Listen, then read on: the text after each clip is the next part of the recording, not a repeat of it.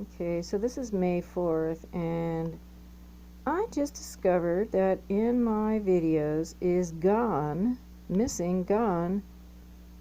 one of the major videos that I made a long time ago called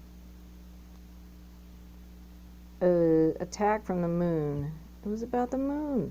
That video's gone off my channel. Well, guess what? I have to tell the whole story again. Too bad. I had drawings and everything. It was called Attack from the Moon, I think. So therefore, I was going to put it in my list of stuff. Isn't that something? It's gone. I don't think I deleted that by my accident or anything, but somebody did. So it must be a good one. All right. So I'm going to tell a short version of it. God, so frustrating. Okay, so in 1993, it was September. It was a full moon. It was a lovely night. I was living with 3 friends on 5 acres in Washington State. And I was in my heyday of being a student at the Ramtha School, where we learned different kinds of remote view. We did a lot of exercises, and we did a lot of things that had to do with learning remote viewing, which I like to call remote knowing. So anyway, this particular night was a full moon. So my 2 friends, they were this couple, and they were up on the hill. I lived at the bottom of the 5 acres. So they said, "Oh, we're going to sleep outside tonight." Okay, so I went up there. They laid down their mat on this one clear area by their property. They just had a trailer there facing the moon and a clearing where the neighbors had clear cut the woods, so there was like a clearing, and then the moon was up there. So I sat maybe 50 feet away from them. I made my little mat, and what this meant, sitting down there, wasn't party. We were going to focus. And we had learned in the school to focus on whatever we wanted to manifest or learn about or know more about, this and that. And we always used our blinders, because we were taught how to just see without our eyes or physical eyes. Okay, so that was sort of the routine, and my 2 friends were into those disciplines, so we kind of had a habit of doing them. Okay, let me get to the story. So okay, so there was the full moon. So they went in their little world, and I'm sitting here in my little world, and I looked up at the moon and I said, what should I focus on tonight? And I looked at the full moon, and then suddenly I said, hey, I wonder why I've had this aversion to full moons for a very long time. Let's find out why. Now, full moons are real pretty. I like them. But throughout the years, and at this time, how old was I? Like 30 something. But throughout the years, I noticed that I had not really participated much in full moon party kind of atmosphere, and if I was alone somewhere and the moon was full, it was good because you could see where you were going. But I had this aversion to this worshiping on the full moon thing. Anyway, I wondered what that was about. So I said, okay, in relation to me and my feelings about the full moon, my question and what I was going to go after in my focus that evening was, what's up with the moon? What's up with the moon? What's going on with the moon? So I hadn't learned a lot about all the things we're hearing about now about the moon. Anyway, I put on my blinders and I just sat there and focused on the moon with the question, what's up with the moon? Well, it was not long before I was in a lucid dream state, because I thought I was awake, and I'd looked up at the sky where the moon was, and there was this red dot that started to actually come from that area where the moon was through the black sky, headed toward me on the ground. And the closer it got, I could see that it was a red dot that was on some kind of black box. And very quickly it came down, and very quickly it landed on the dirt on the ground between me and my friends. so that I could turn to my left. See, my friends were over there 50 feet or so to the left of me. Behind us was the woods. And this black box lands there. Okay, now I'm dreaming, obviously, or, I'm in a very alpha state. I wasn't lying down. You don't lie down for this stuff. You sit up all the time. So it wasn't no lying down. And, so this black box lands. And then, in my experience, I stand up and I turn to walk over to face it. And this dude jumps out of it. This clown-looking guy. He might have been seen as some sort of 60s eccentric hippie guy, but he came out of this box. Oh, by the way, as the box was coming down, I just knew it was a monitoring device real quickly. It just, And so this dude comes out, and he's tall, and he's wearing kind of colorful, clowny clothes, and he starts word salading, talking at me with, and he was trying to get me to come closer to him, and then when I got up to his face, he looked kind of freaky, as in scary, so I backed away. And I'll tell the story without sidetracking. So I backed away.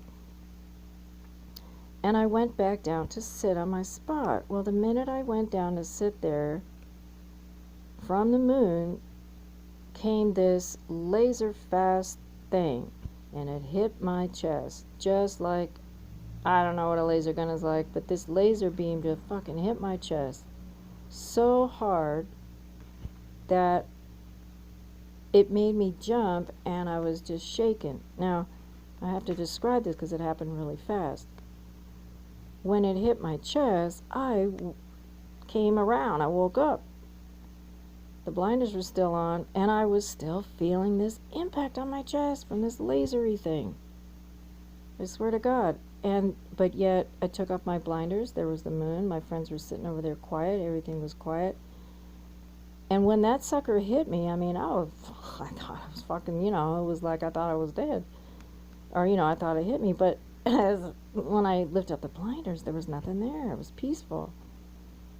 Now, the thing that happened when this thing hit me, at the same time it hit me, this absolute thought, because it's kind of like with remote viewing, my version of it. I know I'm not going to go talk about the remote viewing subject right now, but this is just my version of it.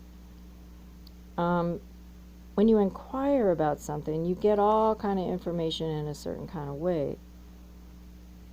So when the thing hit me, I received exactly what it was and what it was doing. And this is what it was and what it was doing. Because I had focused on it, whoever the fuck was out there, noticed it and sent me this attack, which was the function of this weapon. And the purpose of this weapon was to, quote, eradicate the emotional intelligence of the fourth seal of the human body. That's exactly how it came out. To eradicate the emotional intelligence of the fourth seal of the human body, which is the heart.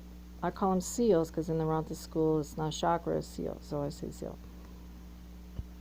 So when that thing hit me, it was supposed to do some, here's the thing, it was supposed to do that, eradicate the emotional intelligence of the fourth seal of the human body. How are you going to do that with a weapon like that? That's ridiculous. However, the term you call heart attack was right behind that. In other words, I had received a heart attack. I had received a heart attack, an attack onto my heart, because these idiots thought that if they kill or attack or damage the actual physical heart, that is going to eradicate the emotional intelligence of the fourth seal. So emotional intelligence meaning in the heart. Okay, so I sat there. I'll leave it at that instead of elaborating. I'm trying to learn how to tell a story. So I sat there and I received that and I'm like, fuck, what the fuck? But I was okay. And I thought, oh, well, isn't that something? And the clown guy that came down in the box was part of the distraction. let me not analyze it yet, because, okay, let me just try to tell. So after a few minutes, I calmed down. I wasn't shaking anymore. And then I said to myself, well, what was that all about? And of course, we were up all night, sitting up, focusing, so I had all night. I don't know how much time I got by. So I put the blinders down, and I just asked, what was that all about? To myself, to God. So the next thing that happened was I actually went into a dream. And in this dream, I was in a restaurant, like a skinny little restaurant, and I felt like I was in New York, a city like New York. And it was a little French restaurant, like some kind of skinny thing where you walk in the door and there's these little round tables and these little stool things, like you sit all dainty and shit and you eat your little lunch. Well, all those little tables were along the wall, and I'm in this restaurant. So you walked in the door and the round tables were on your left. It was like a hall, like a corridor. So customers had to walk past you when they walked in. And I was about at the second or third table, and I was standing there facing the door, and I was waiting for people. 2 people I knew were going to come to meet me. So the 2 people came in, and it was a man and a woman, and they were tall, and they were both wearing suit clothes. Like the woman wore a skirt suit thing, the man wore a suit type thing. I don't remember their faces. They seemed human, but they seemed like people that were professors or something like that, a different ilk of human than me. And they came in to meet me for some reason. And so we sat at this round table. The woman was next to me and the man was across from me. And it's interesting that that was something I expected to have to meet them. So, well, guess what? Lo and behold, the woman starts to ask me questions, and I'm feeling reluctant to speak because in that experience I knew that they were trying to fish for asking me what had just happened in the first dream with the moon. It was connected. That's what they were there for. I'm not going to say it could have been a screen thing and they could have been not human. So anyway, we sat at this table and she was asking, and I started to feel reserved. And then I had this this purse thing next to me on the table, which is not the kind I carry normally. It fell on the floor and all my stuff fell out. Like, how ladies carry purses, all the shit in it. And everything fell on the floor. And the woman started to lean down to help me pick things up, but I said, no, I'll get it. I didn't want her to touch anything. So that's how weird it was. And then I did it myself, and then I remember thinking to myself, well, I don't trust these people. Well, then I woke up. I came back. And I sat there, and the night was still there and quiet, warm. I thought, well, that was cool. That was the second time in my life when I was able to go back into a focus and continue the story, right? So that felt really fun. And I thought, who were those people? Etc. Well, then I put down the blinders and it happened a third time, and that's why this event was so interesting, because I put the blinders down again. I'm like, well, now what? Like it was a freaking adventure. And this time I was in the church converted into what was called the Master Center in Yelm. So if anybody was in the Ramtha School, anyone listening to this was Ramtha School in the 90s, you remember the Master Center, where people would stay. They had little rooms, they had a little kitchen, and if you were in town from out of country to go to events and stuff like that, you could stay there. It was like a little hostel. It's called the Master Center, a little garden, and my friend Judy stayed there and all that. So anyway, in the dream, there I was in the chapel, used to be, now converted into a meeting room, okay, with all these seats. And so I was in there in the dream. And in that dream thing, I was sitting next to Patty. Patty at that time was somebody, she was a massage therapist I used, and she was also the best friend of Val Valerian, who authored Alex Collier's book, Defending Sacred Ground.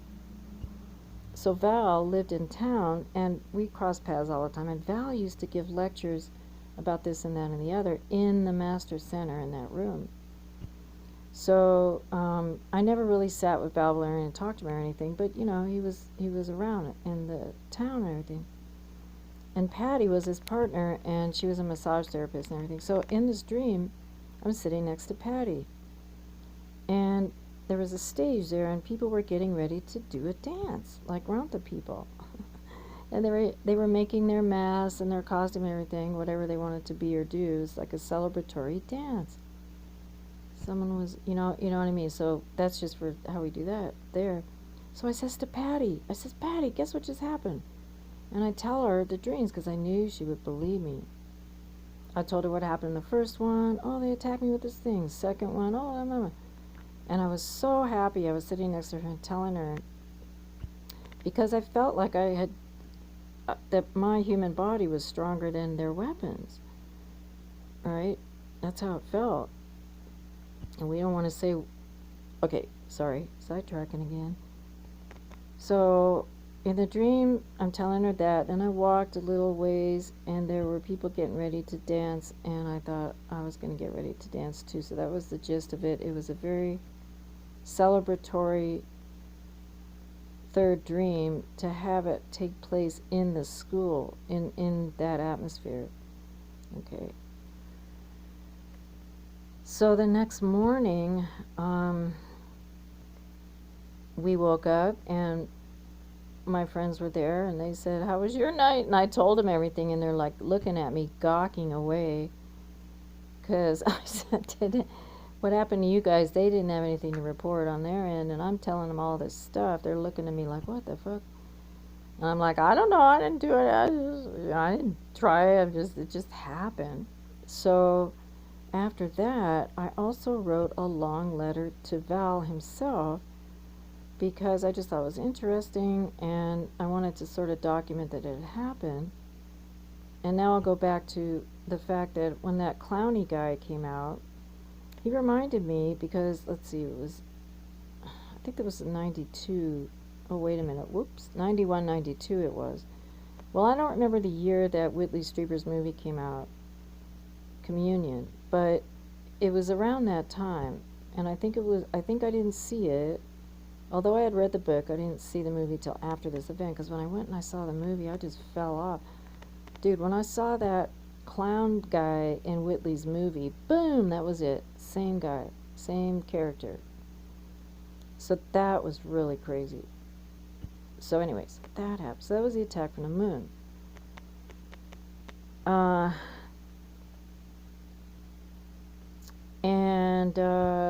So I wrote it to Val in detail. He never replied. I just thought it was a big... Now, here's why I thought it was a big deal. First of all, heart attack. Okay, semantics. Oh, I just had a heart attack, you might say. Oh, this is going to cause a heart attack, or that's going to cause a heart attack, or the propaganda and the medical thing is that you will get a heart attack if, right? This is it, heart attack. And suddenly I'm like, hey, my heart is not attacking me, folks. Something is attacking my heart. That's why they call it a heart attack, right? And I thought, shit, what if this crap is attacking people's hearts all over the fucking planet all the time, which they are through all the bad electronic warfare situation. Okay, we all know about that. We all know a lot of things could trigger heart attacks and stuff like that. But what I was really bugged about was the semantics of your doctor's telling you, well, you're at the right, you might get a heart attack. Yeah, but psychologically, they turn it around to make you think that it is just because of your lifestyle, or you're this, or you're that, it's all you. Right? If you get a heart attack, if you get symptoms or whatnot, oh, well, you got to stop eating. They blame it all on you. Your doctor, even to this day, is probably not going to tell you, well, yeah, your smart meter's probably fucking with your whatever. Okay. So that was a big thing. And also the term stroke. Okay? Stroke. When I was a kid, if someone had a stroke, it was a one-time deal because the next thing was a heart attack, period. There wasn't no such thing as what happened to my mother. Before she passed, she called me up one day on her way back from work over Laurel Canyon. She calls me up, she goes, Steffi, say my real name. She goes, I just had a stroke, or more than one, on the way home. I'm like, what do you mean? Well, I was at the signal at the so-and-so and I had a stroke, and she was still able to drive home. Okay. And since the olden days when a stroke was just a rare term to be used, now it's used all over the fucking place. You can have all kind of strokes, and they even get kind of stroke you don't know is a stroke. Oh, I feel a little faint of heart. So you're supposed to go to your doctor, and he'll say, now listen, I'm not trying to make fun of people's health, really, I'm not. However, I just happened to notice this because the word stroke is what I do to my cat. I stroke the fur of my cat. A stroke of luck. They took the word stroke and made it a fucking illness. Excuse me, they made it an illness happening to your heart. No, a stroke is a kind gesture. Every time I tell this story, I get mad all over again. So they coined the term stroke to refer to something bad happening to your freaking heart muscle, which it does, but the other meaning of the word stroke, which was more popular before the other meaning of a stroke, like I said, was just petting your cat. Alright, so I'm paying attention to all that. And, yeah. Well, I'm telling this story coincidentally now because I was just looking at this print of a painting that I bought from Lynn Buchanan, who, when I bought it, he had given a lecture. Remember this channel called The Leak Project? Rex Bear. Okay, I used to listen to him a few years ago. And Lynn Buchanan was a guest on his show. I wonder if he's doing okay. He's an elderly guy now, and he had so much to say about his working on the moon. Y'all, look him up. Lyn Buchanan, Buchanan. And I was just thinking today of looking him up because I bought a print from him. He had a website, and he was a painter. And I bought one of his paintings in a print form, and it's in my kitchen. And just a few minutes ago, I was thinking, hey, let me look him up and see if he's around, and then just tell him, I really like that painting and everything. Because at the time I bought it, I didn't have any walls to keep it on. I moved 4 different times. Anyway, I'm just rambling. But I sent a video version of this story to him in 2018 or so, because I thought, well, if anyone's going to be interested and maybe reply with some feedback, it'll be him. I feel like a freaking idiot every time I share something not in person, type, and send it in a freaking email. You don't know how many times. I emailed James Bartley, nothing came back. I hate online because of some of this stuff, because the communications just get really weird. I don't know if they don't reply because of one reason or another. I get it. People send me stuff, I don't reply. I get it. I voyeuristically watch YouTube videos too, and no one knows it's me watching. I get it. But I think it just gets so annoying after a while. And I don't want to force anyone to tell me who they are, because sometimes it's better to be clandestine and listen to other people's shit. But anyway. Okay, so I got that story out. That was the attack from the moon. I got the points across that I wanted to get across, is like, be careful or whatever. Take care of your body and your heart and everything. But eradicating the emotional intelligence, them idiots, you're not going to do it like that. Although you will distract people from... Okay, for example, I'm going to continue. The Jewish family I grew up in. Hey, don't do this, you'll give me a heart attack. How many times have you been guilt tripped that you're going to give someone a heart attack? By being too, what? By giving them too much heavy duty information, or shocking them, or breaking their heart. So anyway, I could say more about that, but at least I got the story out. This attack from the moon. And other attacks happened in those years, which I will detail in separate stories because I had so many contacts during the time I was in the Ramta school, and they were pretty harsh. But because I was there in a nice community, I lived through it and I wasn't scared. But I got more stories, so since I am now going to upload SSP related stories into that little list on the video, Mr. Rock Cloud, you crack me up. Thank you so much for promoting this video with the links, because it's like, oh man, my shit's so scattered, and I, anyway, so I organized categories of stories just to do something, because again, someone in YouTube, I don't think it's an algorithm, I think it must be a person, they'll subtract the number of likes I have and all this shit. So that's why I put all those videos in links related, just one place to go, because now that I got a few online friends, I don't know if they've looked through my shit and gone and seen those other videos about stuff. So anyway, I'm just trying to be formally organized with documenting stories and that sort of thing. Okay.